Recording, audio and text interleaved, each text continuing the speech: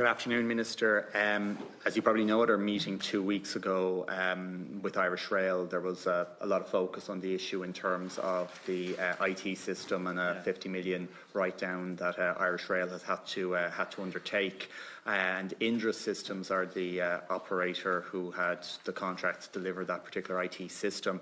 And Indra also have the contract to deliver next generation ticketing. So this is the idea that you can go and tap onto your bus or your train or your Lewis with your debit card or with your phone. And that particular project is being overseen by the NTA. So Indra haven't been able to deliver a key project on time and on budget for one of the public transport providers, Irish Rail. Is any additional scrutiny, has your department asked the NTA to undertake any additional scrutiny on the next generation ticketing project?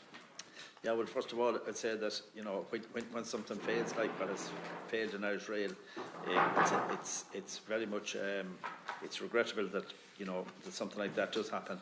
It's taxpayers' money, as I said earlier, and I think it's incumbent on us to make sure that we're more vigilant in how existing contracts, not just with this company, but with every other company, are managed. And our Department of Transport, will be engaging with the NTA to make sure that there is, I would call it, more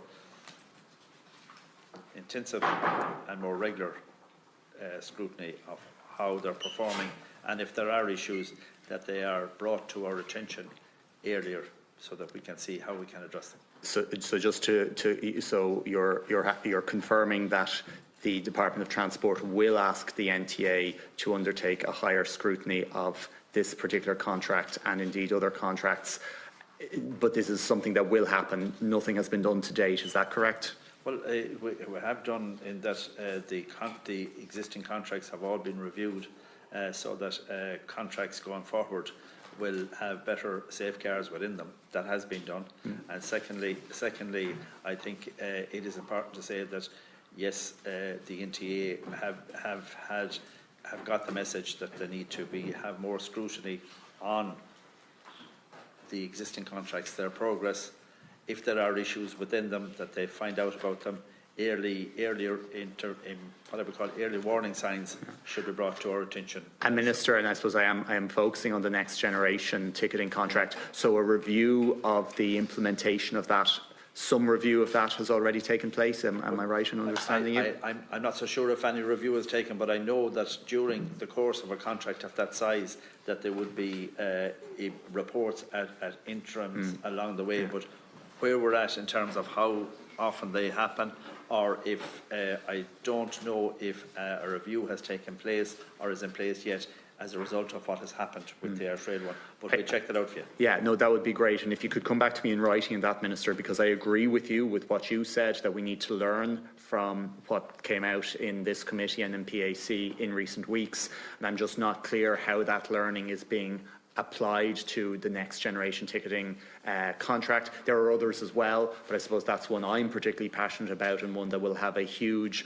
public benefit in terms of people being able to log on to public transport directly with their bank card. So I think real clarity in terms of what's happened to date, what is planned, and particularly will the department be kept informed of any additional oversight that the NTA is conducting in this contract, because it's not, in the first instance, it's not the department's role, but the department and you and Minister Bryan ultimately have political responsibility, and I want to understand, is that political oversight taking place in this particular area? So if you could come back to me in writing on that, I'd appreciate it.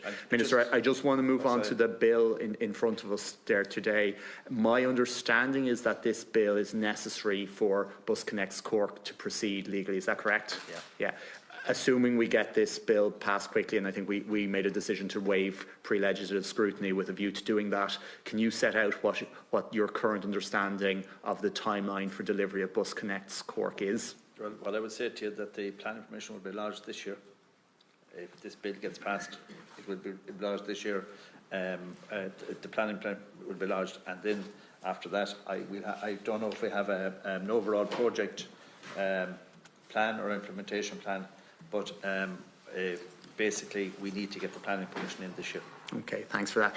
Minister, can I just bring one other issue to do with the NTA? In Blanche Village, our 2 real-time monitors at our bus stops have been out of action for the last 3 months.